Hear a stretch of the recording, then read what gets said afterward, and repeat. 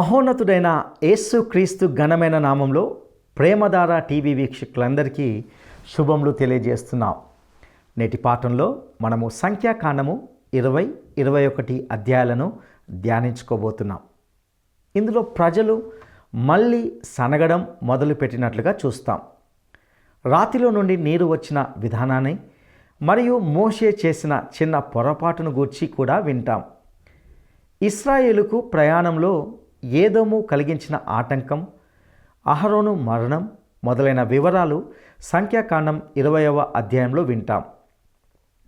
ఈ అధ్యాయంలో ఇశ్రాయేలీల డొంక తిరుగుడు ప్రయాణం ముగిసింది. ఇన్ని సంవత్సరాలు అరణ్యంలో ఇటు అటు తిరిగారు. వారికి దారి పొడుగున శ్రమలే సంభవించాయి. దేవుని చిత్తం నుండి తొలగిన వారికి అరణ్య ప్రయాణమే అనే పాఠాన్ని ఇందులో తెలుసుకుంటాం. మోషే విసిగిపోవడం వల్ల చేతిలోని కర్రతో బండను కొట్టాడు. నీళ్లు సమృద్ధిగా ప్రవహించాయి. పశువులు తాగాయి, సమాజమంతా తాగారు.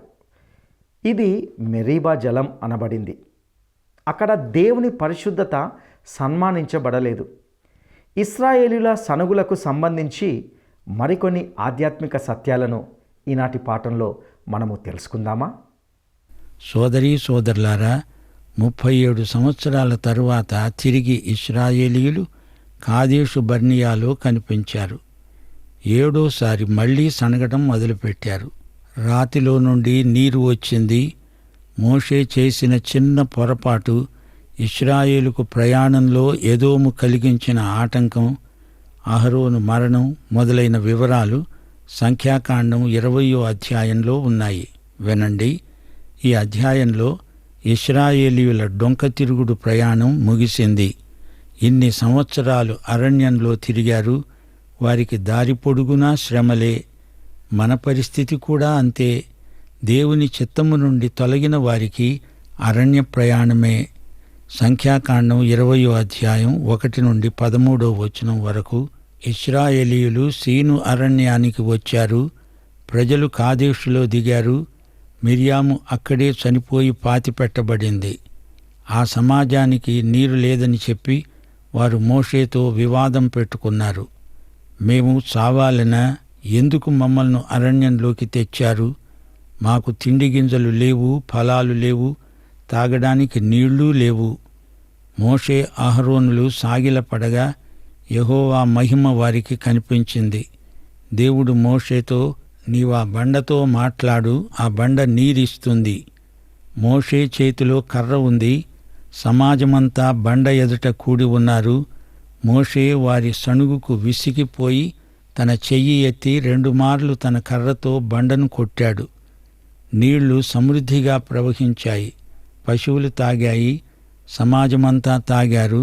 దేవుడన్నాడు, ఇది మెరీబా జలం అనబడుతుంది. మీరు నా పరిశుద్ధతను సన్మానించలేదు. మీరు నాతో వాదించారు. సోదరీ సోదరులారా, వింటున్నారా? ఈ అధ్యాయం ఆరంభంలో మిర్యాము మరణించింది, పాతిపెట్టబడింది. ఆమె జీవిత చరిత్ర యావత్తు 2 మాటల్లో ముగిసింది. అంతే. తిరిగి వారు కాదేషుకు వచ్చారు. ఈ 38 సంవత్సరాలు ఎక్కడెక్కడో తిరిగారు. అంతకు ముందులాగే ఇప్పుడు నీళ్ల కోసం ఏడ్చారు. మనం కూడా ఈ లోకారణ్యం గుండా పరలోక దిశగా పయనమైపోతున్నాము. ఇది పరలోకం కాదు, అరణ్యం. సణుగుతున్నామా? సణిగితే దేవునికి కోపం తెప్పించిన వారమవుతాము. ఇశ్రాయేలీయులకు దేవుని మహిమ కనిపించింది. అది దేవుని ఉగ్రత. కర్ర తీసుకో అన్నాడు. అది అహరోను కర్ర. బండతో మాట్లాడు అన్నాడు దేవుడు. నిర్గమకాండం 17వ అధ్యాయంలో బండను కొట్టమన్నాడు. అప్పుడు నీళ్లొచ్చాయి. అయితే ఒకేసారి కొట్టాలి గాని మోషే ఇప్పుడు 2వసారి బండను కొట్టాడు. ప్రజలు సణిగారు సరే, ఇప్పుడు మోషే కూడా సణుగుతున్నాడు. 4 దశాబ్దాలు ఈ ప్రజలతో విసికి వేసారిపోయాను. నాకు కోపం వస్తోంది, నిగ్రహించుకోలేకపోతున్నాను. మీకు బండలో నుండి నీళ్లు రప్పించాలా? అది కాదు, నీళ్లు రప్పించేది మోషే కాదు, దేవుడు. తానే ఏదో చేస్తున్నట్లు ఉక్రోషంతో మాట్లాడాడు. కోపంతో రెచ్చిపోయి చెయ్యకూడని పని చేశాడు. ఆ బండ యేసుక్రీస్తుకు సంకేతం.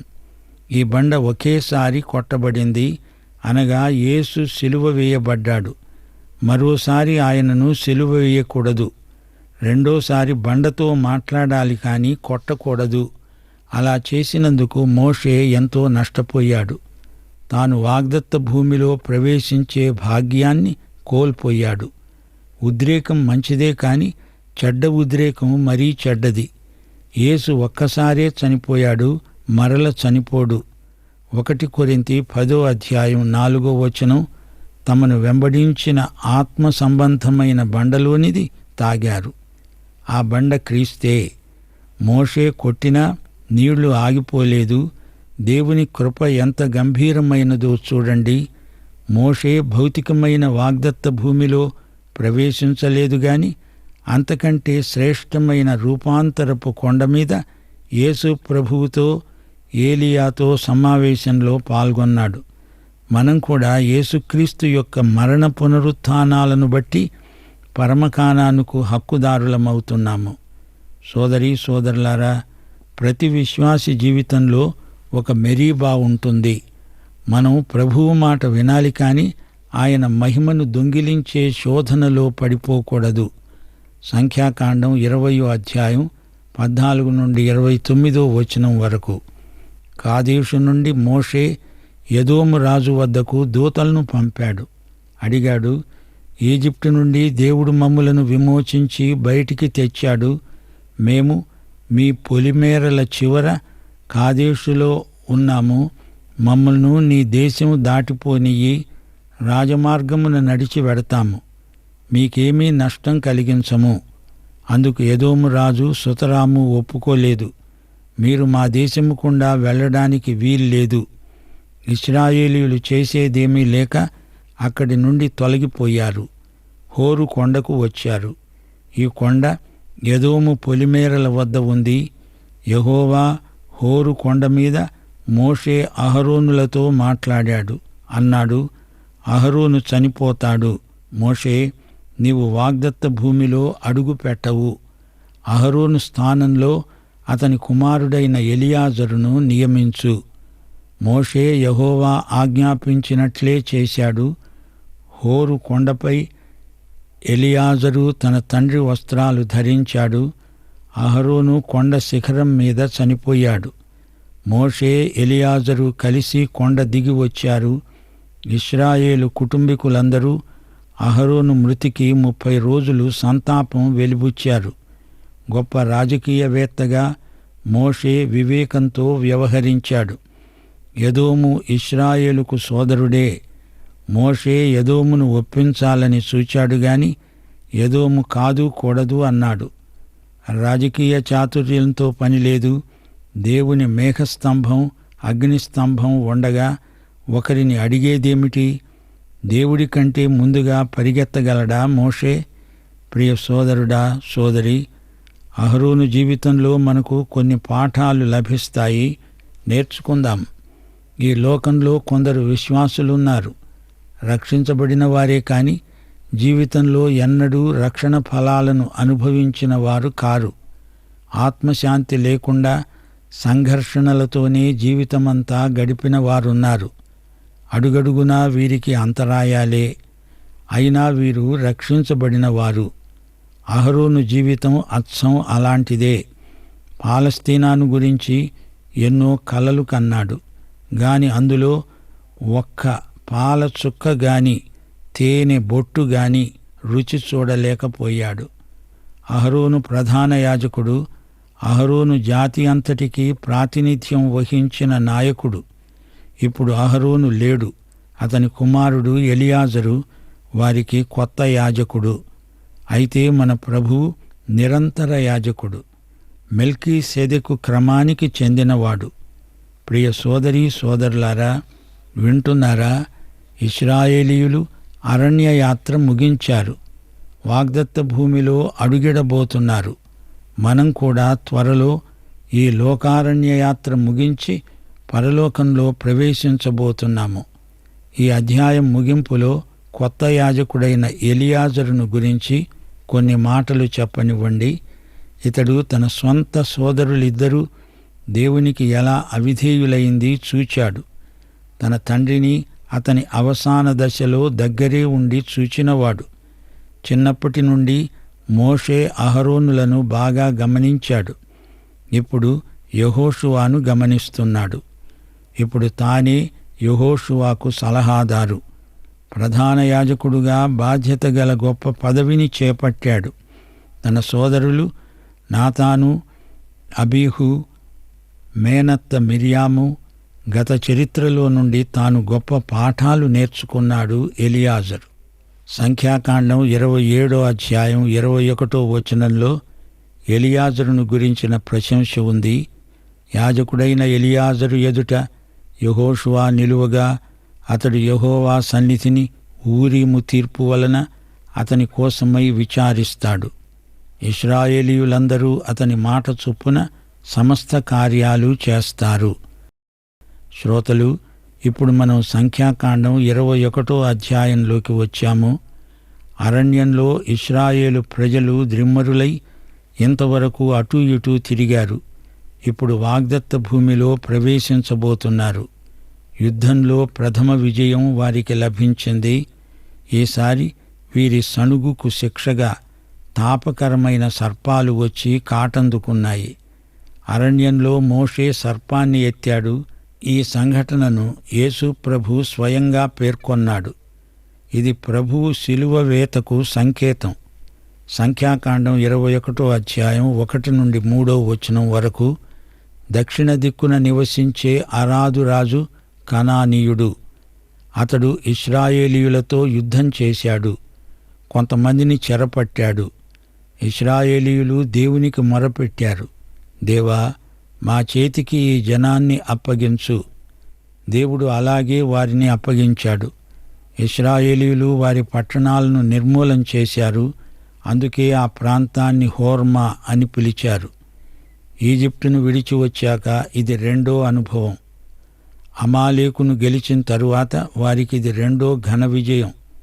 తిరిగి ప్రజల్లో సణుగు మొదలైంది. ఇశ్రాయేలు ప్రజలు సణగడం ఇది 8వసారి. సంఖ్యాకాండం 21వ అధ్యాయం 4 నుండి 20వ వచనం వరకు వారు హోరు కొండ నుండి ఎర్ర సముద్ర మార్గముగా సాగారు. మార్గాయాసము చేత జనుల ప్రాణం సొమ్మసిల్లింది. మళ్లీ సణగడం మొదలైంది. ఈజిప్టు నుండి మమ్మల్ని ఈ అరణ్యంలో చావటానికి తెచ్చారా? ఇక్కడ ఆహారం లేదు, నీళ్లు లేవు, చవి సారము లేని ఈ అన్నం మాకు సహించటం లేదు. అందుకు యెహోవా తాపకరమైన సర్పాలను పంపాడు. అవి ప్రజలను కాటువేయగా అనేకులు చనిపోయారు. ప్రజలు మోషే వద్దకు వచ్చి అన్నారు, మేము యెహోవాకు నీకు విరోధముగా మాట్లాడి పాపం చేశాము. యెహోవాను వేడుకొని మా మధ్య నుండి ఈ సర్పాలు తొలగిపోయేటట్లు చేయండి. మోషే ప్రజల కోసం ప్రార్థన చేయగా యెహోవా మోషేతో అన్నాడు, నీవు తాపకరమైన సర్పము వంటి ప్రతిమను చేయించి స్తంభము మీద పెట్టు. అప్పుడు పాము కాటందిన ప్రతివాడు దానివైపు చూచి బ్రతుకుతాడు. మోషే ఇత్తడి సర్పమొకటి చేయించి స్తంభం మీద పెట్టాడు. పాము కాటందిన ప్రతివాడు ఆ ఇత్తడి సర్పాన్ని నిదానించి చూచినందున బ్రతికాడు. తరువాత ఇశ్రాయేలీయులు ఓబోదులో దిగారు. అక్కడి నుండి ఈయే అబారిము వద్ద దిగారు. జెరెదు మీదుగా అర్నోను నది అవతలికి చేరారు. ఇది మోయాబీయులకు అమోరీయులకు సరిహద్దు. అక్కడి నుండి బేయేరుకు వచ్చారు. ఇక్కడే యెహోవా మోషేకు నీళ్ళిస్తానని చెప్పిన స్థలం. అక్కడ వారు బావి పాట పాడారు. ఓ బావి, ఉబకవే, ఏలికలు తవ్విన బావి, నిన్ను కీర్తిస్తాము. జనుల అధికారులు తమ దండములతో కర్రలతో నిన్ను తవ్వారు. సరే, వారు అక్కడి నుండి పిస్గా కొండకు వచ్చారు. దారిలో మత్తాను, నహలీయేలు, బామోతు మొదలైన పట్టణాలను దాటారు. ఈ బామోతు అనే ఊరు మోయాబు దేశమందలి లోయలో ఉంది. ప్రియ సోదరీ సోదరులారా, వింటున్నారా? మన్నా దేవభోజనం, అయితే దానితో వారికి మొహం మొత్తిందిట. మన్నా తిన్నన్ని రోజులు వారికి కాళ్ళు వాయలేదు, నంజు వ్యాధులు రాలేదంటే అది ఎంతో పుష్టికరమైన ఆహారం. నిష్ఠురాలు పలుకుతున్నారు. తాపకరమైన సర్పాలతో దేవుడు వారిని శిక్షించాడు. వారు పశ్చాత్తప్తులైతే దేవుడు క్షమించాడు. మోషే ఎత్తిన ఇత్తడి సర్పాన్ని విశ్వాసంతో చూస్తే పాము కాటు నుండి స్వస్థత. విశ్వాసం లేనిది ఎవ్వడూ దాన్ని చూడడు, చూడనివాడు నశిస్తాడు. యోహాను సువార్త 3వ అధ్యాయం 14 నుండి 16 వచనం వరకు యేసు ప్రభువు స్వయంగా చెప్పిన మాట. అరణ్యములో మోషే సర్పమును ఎలా ఎత్తాడో అలాగే విశ్వసించే ప్రతివాడు నశింపక ఆయన ద్వారా నిత్య జీవము పొందునట్లు మనుష్య కుమారుడు ఎత్తబడాలి. దేవుడు లోకమును ఎంతో ప్రేమించి విశ్వాసముంచే ప్రతివాడు నశింపక నిత్య జీవము పొందునట్లు ఆయనను అనగా యేసుక్రీస్తును మనకు అనుగ్రహించాడు. మనుష్య కుమారుడు ఎత్తబడ్డాడు, శిలువ మీద ఎత్తబడ్డాడు. అవును, నిజమే. ఆయన వ్రేలాడిన శిలువ బరబ్బాది. బరబ్బా దొంగ, హంతకుడు, నేరస్తుడు. అయితే యేసు నిర్దోషి. యేసు మన కోసమై పాపముగా చేయబడిన పరిశుద్ధుడు. యేసు నీకు నాకు బదులుగా ప్రత్యామ్నాయంగా శిలువ వేయబడ్డాడు. దేవుడు మనల్ని ప్రేమించాడు గనుక మనకు తన కుమారుణ్ణి ఇచ్చాడు. శిలువ మీది యేసును విశ్వాసంతో చూచిన ప్రతి ఒక్కడూ రక్షించబడతాడు. అదే విశ్వాసమంటే. ఎత్తబడిన యేసును చూడు. విశ్వాసముంటే చూస్తావు, లేకపోతే చూడవు, చూడకపోతే నశిస్తావు. అంతే. అర్నోను నది దగ్గర ఇశ్రాయేలీయులు పాట పాడారు, బావి పాట. అందరూ సంఘటితంగా కృషి చేసి తవ్విన బావి. అందులో నుంచి నీరు ఉబికి వస్తోంది. సంఖ్యాకాండం 21వ అధ్యాయం 21 నుండి 27 వచనం వరకు. అమోరీయుల రాజైన సీహోను వద్దకు ఇశ్రాయేలీయులు రాయబారం పంపారు. మీ పొలిమేరలను దాటనివ్వండి. అయితే సీహోను వారికి అనుమతి ఇవ్వలేదు. అతడు ఇశ్రాయేలీయులతో యుద్ధానికి తలపడ్డాడు. సీహోను ఓడిపోయాడు. అర్నోను మొదలుకొని యబ్బోకు వరకు ఆ ప్రదేశమంతా ఇశ్రాయేలీయులు గెలుచుకున్నారు. హెష్బోను అమ్మోరీయుల ముఖ్య పట్టణం. సంఖ్యాకాండం 22వ అధ్యాయం 27 నుండి 35 వచనం వరకు కవులు ఈ యుద్ధ విశేషాలను సామెతలుగా పాడారు. హెష్బోను నుండి అగ్ని బయలు వెళ్ళింది, సీహోను నుండి జ్వాలలు బయలుదేరాయి. మోయాబు, కెమోషు, మీకు శ్రమ, మీరు నశించారు అంటూ యుద్ధ గీతాలు పాడుతున్నారు. యాజరు దేశాన్ని స్వాధీనపరుచుకున్నారు, ఓగును జయించారు. యద్రయి యుద్ధంలో అఖండ విజయం సాధించారు. దేవుని ఆజ్ఞ మేరకు ఇశ్రాయేలు వారు ఓగును అతని ప్రజలను పూర్తిగా హతమార్చారు. దేవుని నడుపుదల వల్ల వారికి విజయం వెంబడి విజయం. మోయాబును కూడా జయిస్తే ఇంకేముంది, ఒక్క అడుగు వేస్తే వాగ్దత్త భూమి. ప్రియ సోదరీ సోదరులారా, వింటున్నారా?